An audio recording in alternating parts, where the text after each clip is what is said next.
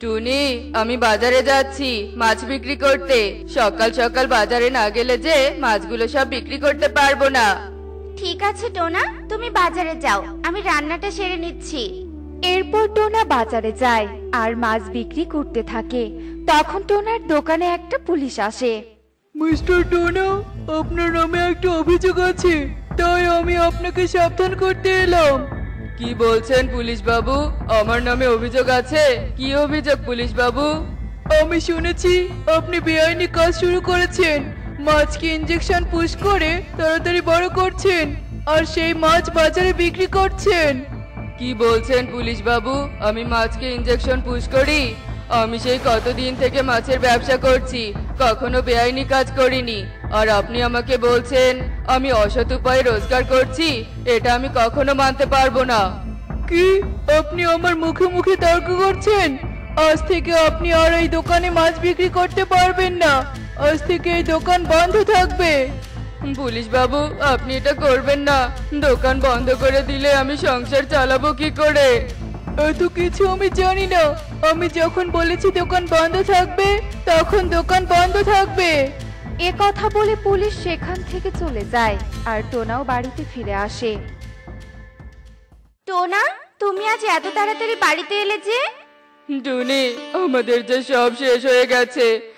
আমি আর মাছের ব্যবসাটা ধরে রাখতে পারলাম না টুনি, পারলাম না। এসব তুমি কি বলছো টোনা? আমাকে সবটা খুলে বলো দেখি। এরপর টোনা টুনিকে সব কথা খুলে বলে।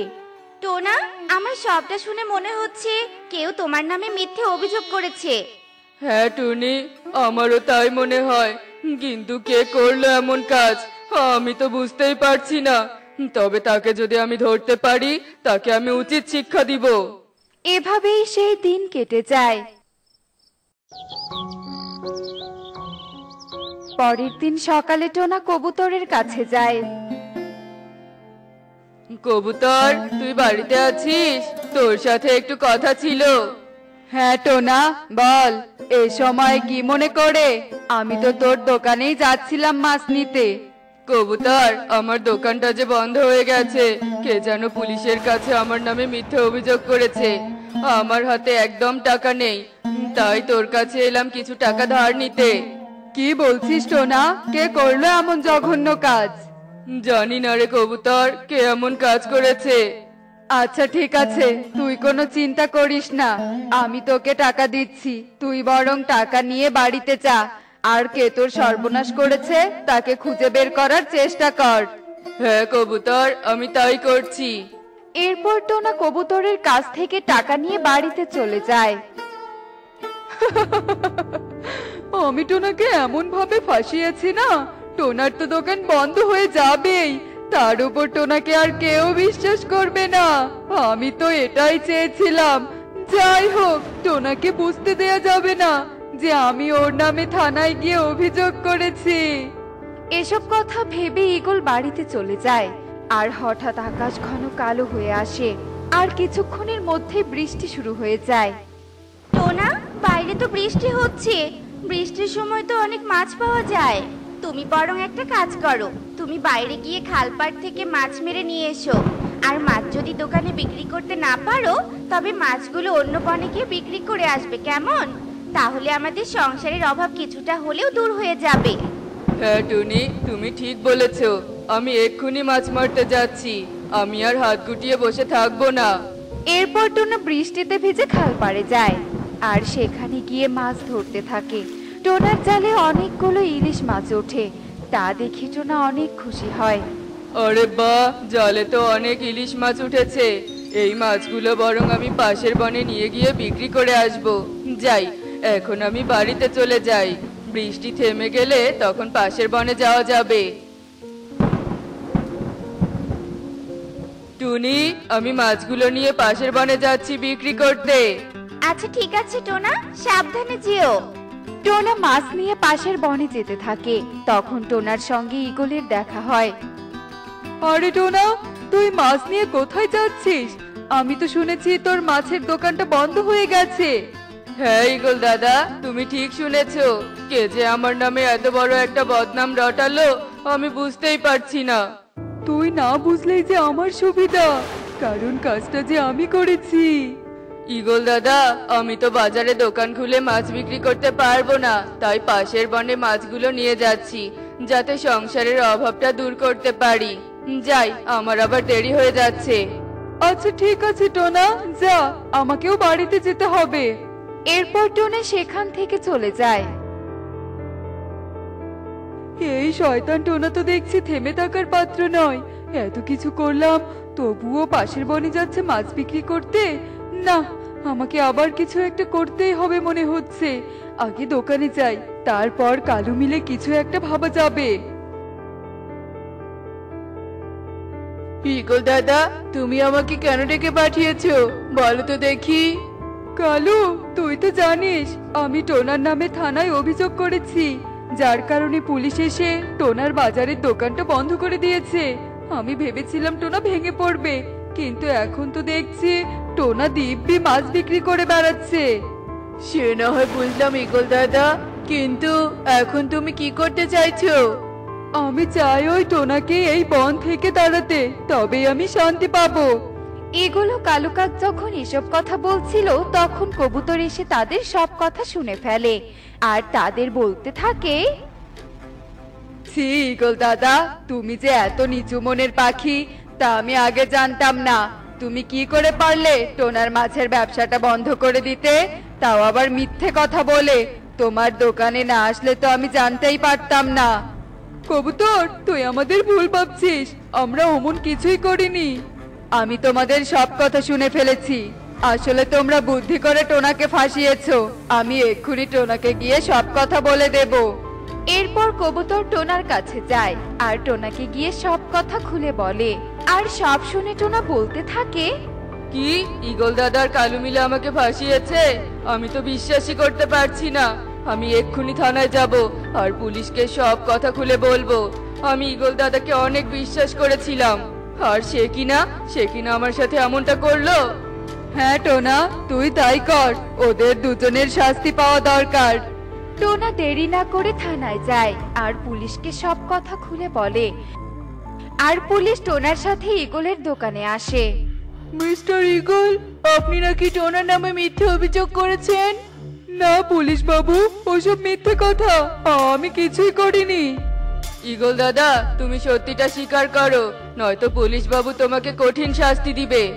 হ্যাঁ, আপনি সত্যিটা স্বীকার করুন, কারণ আপনি তো থানায় এসেছিলেন টোনার নামে অভিযোগ করতে। এখন মিথ্যে কথা বলছেন কেন? মানে পুলিশ বাবু, আমাকে ক্ষমা করে দিন।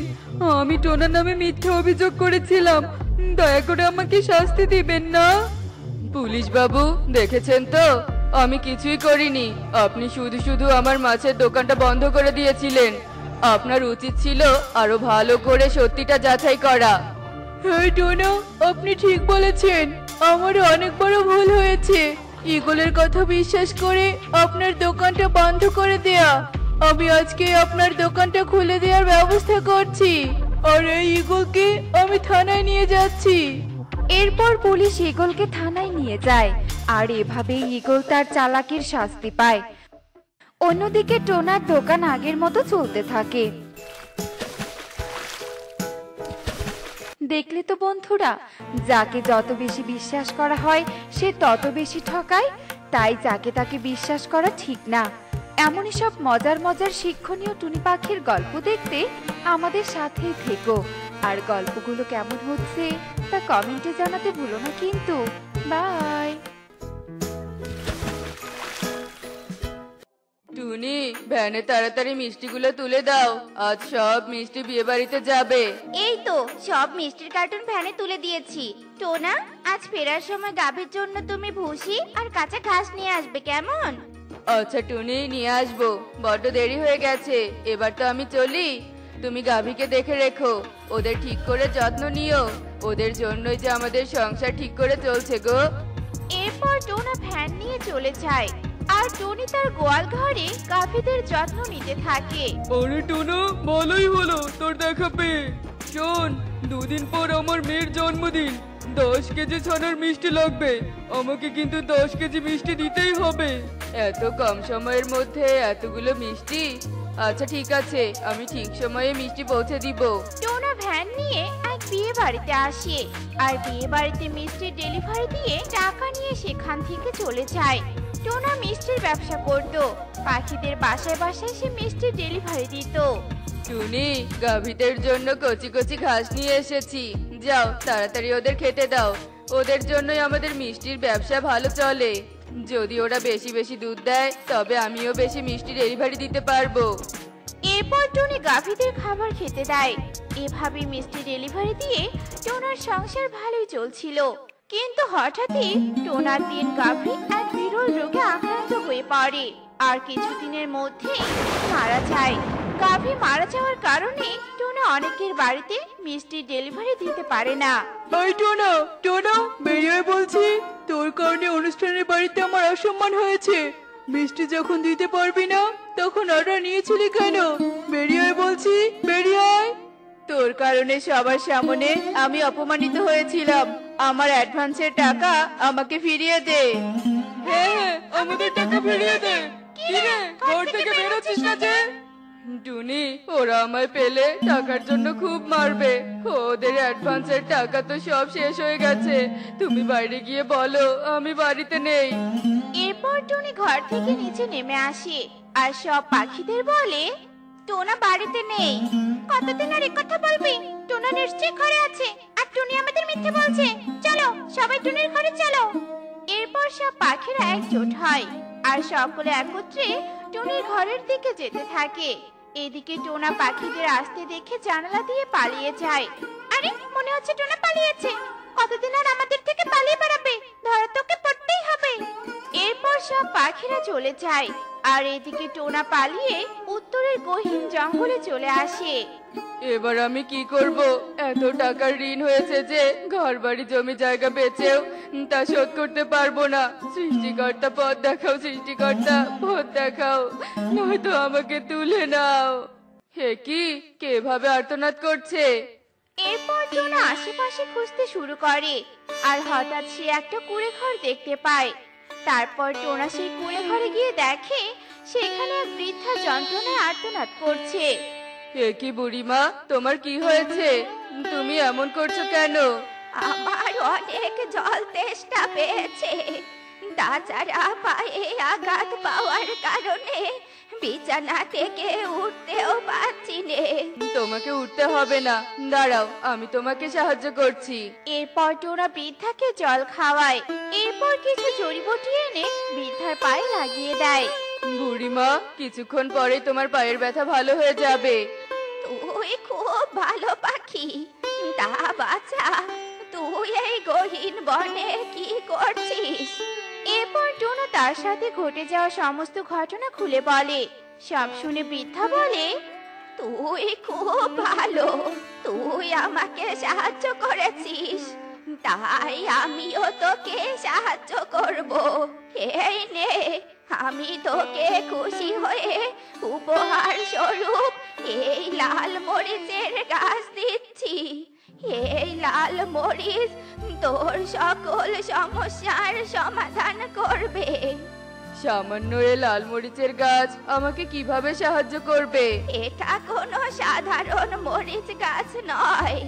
এই গাছের লাল মরিচ অত্যন্ত মিষ্টি। তুই এই লাল মরিচ দিয়ে মিষ্টি বানিয়ে বিক্রি করতে পারবি। এই গাছের লাল মরিচ কখনো শেষ হবে না রে। কি, এই লাল মরিচের মিষ্টি বানানো যাবে? যদি এটা সত্যি হয় তবে তো নতুন মিষ্টি বিক্রি করে আমি লাভবান হতে পারবো। হ্যাঁ হ্যাঁ, তোর আর কোনো অভাব থাকবে না। তুই তোর সব দেনা শোধ করতে পারবি রে। এরপর টোনা বৃদ্ধাকে ধন্যবাদ দিয়ে লাল মরিচের গাছ নিয়ে চলে যায়। তারপর টোনা আর টুনি লাল মরিচ দিয়ে মিষ্টি বানানো শুরু করে। আসুন আসুন, নিয়ে যান নিয়ে যান, খেয়ে যান লাল মরিচের সুস্বাদু মিষ্টি। একবার খেলে বারবার খেতে চাইবেন। আসুন আসুন। কিরে টোনা, আমার টাকা শোধ না করে এখানে মিষ্টি বিক্রি করছিস? আজকে তোকে ধরেছি, আজ তোকে আমার টাকা দিতেই হবে। তোমাদের সকলের টাকা শোধ দিব জন্যই তো লাল মরিচের মিষ্টি বিক্রি করছি। কি, লাল মরিচের মিষ্টি? মরিচ তো ঝাল হয়, তবে একবার খেয়েই দেখো না, আমার লাল মরিচের মিষ্টি, মুখে একেবারে স্বাদ লেগেই থাকবে। এরপর ময়ূরী একটা মিষ্টি মুখে দিতেই অবাক হয়ে যায়। আরে বাহ, এই মিষ্টিটা তো দারুণ খেতে। টোনা, আমাকে তুই কাল এই মিষ্টি 10 কেজি দিতে পারবি? তোকে তবে আর ঋণের টাকা দিতে হবে না। কেন পারবো না, অবশ্যই পারবো। তুমি চিন্তা করো না ময়ূরী দিদি, আমি কাল তোমার বাড়িতে ঠিক সময়ে মিষ্টি পৌঁছে দিয়ে আসবো। মুহূর্তেই টোনার লাল মরিচের মিষ্টির কথা পুরো বনে ছড়িয়ে যায়, আর সকলে টোনার কাছ থেকে লাল মরিচের মিষ্টি কিনতে থাকে। আবার অনেকে মিষ্টির অর্ডারও দিয়ে যায়। কিছুদিনের মধ্যে লাল মরিচের মিষ্টির জন্য টোনা বিখ্যাত হয়ে যায়। সে বনে বড় একটি মিষ্টির দোকান দেয়, নিজের জন্য বড় বাড়ি তৈরি করে। অভাব কাটিয়ে তারা সচ্ছলতার সাথে দিন কাটাতে থাকে। টুনি, এই দেখো আমি তোমার জন্য কি এনেছি। কি এনেছো গো? তোমার জন্য আমি সোনার হার এনেছি, এই দেখো। ও মা, কি সুন্দর সোনার হার! দুদিন আগেই তো তুমি আমাকে হার দিয়েছিলে, হঠাৎ আজ আবার? এসব নিয়ে তোমাকে ভাবতে হবে না, এখন আমার অনেক টাকা, এখন আমার আর কোনো অভাব নেই। তাই এখন আমি টাকা দিয়ে যা ইচ্ছা তাই কিনবো। টুনি, তুমি এ বনের সব থেকে ধনী ব্যবসায়ীর বউ, তাই এখন থেকে তুমি আর বনের অভাবী দরিদ্র পাখিদের বাড়িতে যাবে না, বুঝলে? এসব তুমি কি বলছো? সুখী টিয়ে বনের অন্যরা তো আমাদের প্রতিবেশী, তাছাড়া একদিন আমরাও তো অভাবী ছিলাম। দেখো, অত জ্ঞান আমি শুনতে চাই না। আগে কি ছিলাম তা না বলে এখনকার কথা বলো। এখন এ বনের ধনী পাখিদের মধ্যে আমিও একজন। যাকগে, আমাকে একটু দোকানে যেতে হবে।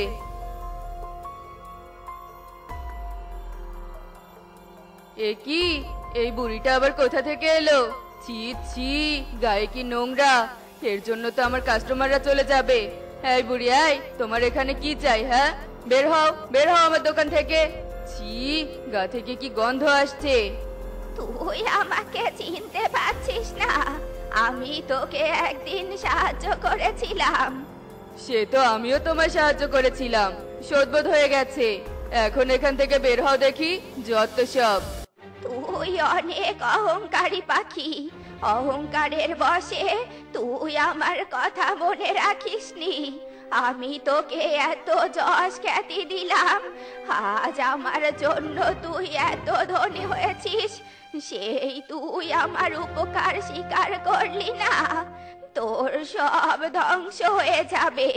লাল মরিচের মিষ্টি এখন ঝালে পরিণত হবে।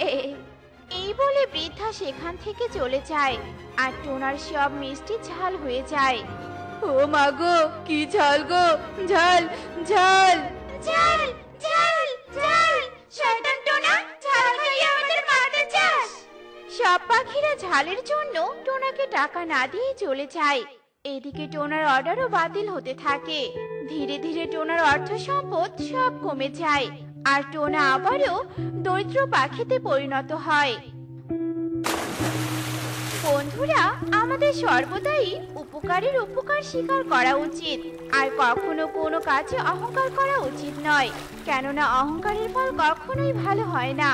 তো বন্ধুরা, এমনই সব মজার মজার শিক্ষণীয় টুনি পাখির গল্প দেখতে আমাদের পাশে থেকো। আর গল্পগুলো কেমন হয়েছে তা কমেন্টে জানাতে ভুলো না কিন্তু। বাই।